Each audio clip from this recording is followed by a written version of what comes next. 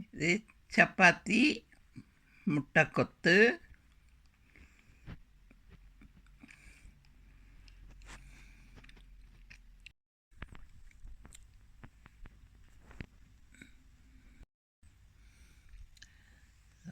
இது நான் நேற்று செய்த சப்பாத்தி மிஞ்சினது 4 சின்ன சப்பாத்தி வட்டி வச்சிருக்கிறேன்.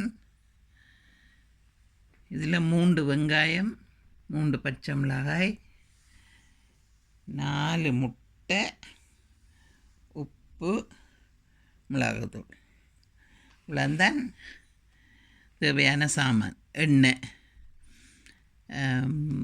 இது சப்பாத்தியை கொத்து ரொட்டி மாதிரி முட்டை ரொட்டியாக போட போகிறேன். இதுக்குள்ள முதல்ல உப்பு மிளகுத்தூளும் அளவான தேவையான அளவு உப்பு மிளகுத்தூளும் போடுவோம்.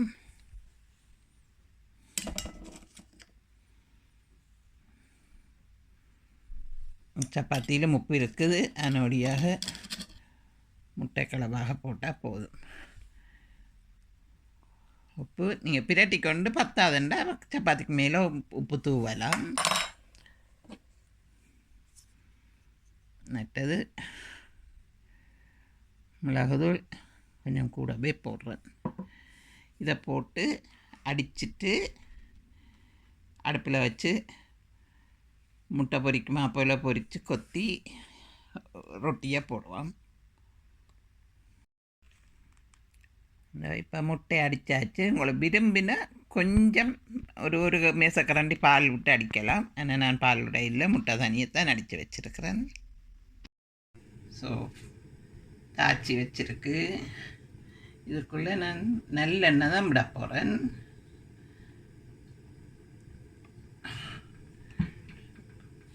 கொஞ்சம் 2 டேபிள் ஸ்பூன் நல்லெண்ணெய் விட்டுருக்கிறேன். கொஞ்சம் சூடற நல்லெண்ணெய் சூடறட்டும். ஓகே,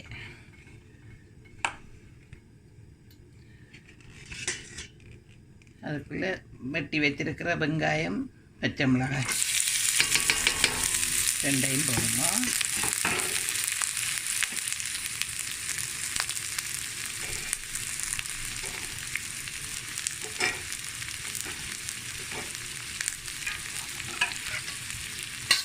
கருவேப்பிலை இருந்தால் போடலாம். என்னட்ட கருவேப்பிலை இல்லை, திங்கக்கிழமை தான் கருவேப்பிலை.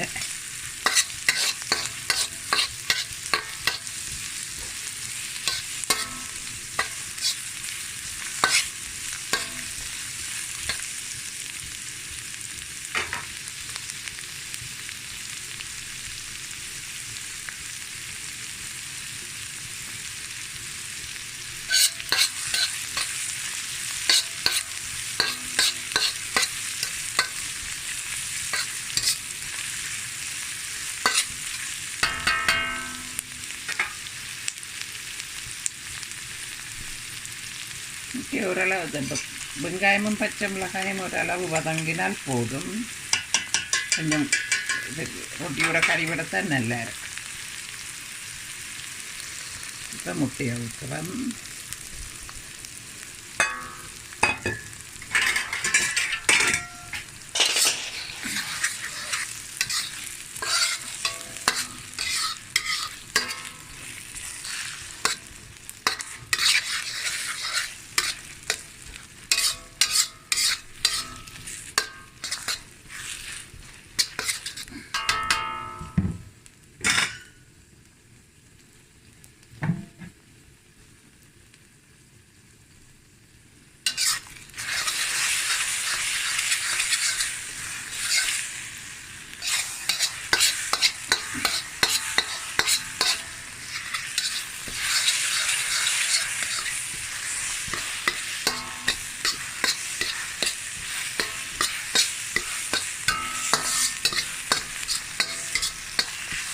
இவ்வளவு வதங்கின பிறகு ரொட்டியை போடுங்க.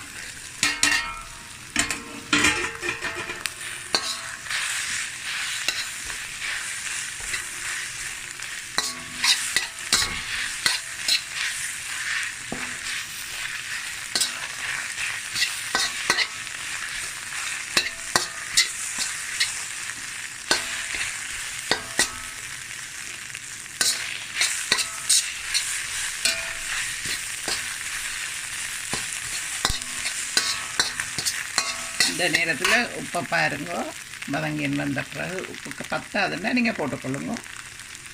நான் போட்ட உப்பு இந்த ரொட்டிக்கு போதும்.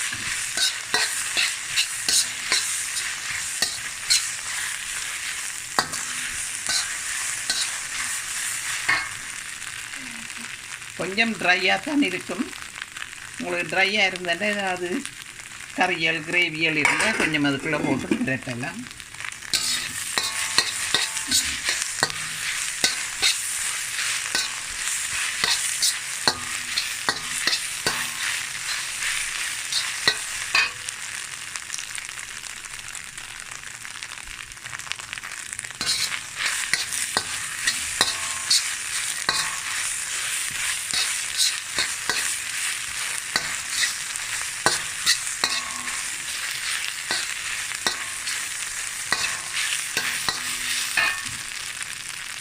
அவ்வளவுதான். அவசரத்துக்கு ஒன்றும் இல்லாட்டாலும் சப்பாத்தி இருந்தேன்னா 2-3 முட்டையை அடித்து போட்டுட்டு இப்படி பிரட்டிட்டு சாப்பிடலாம்.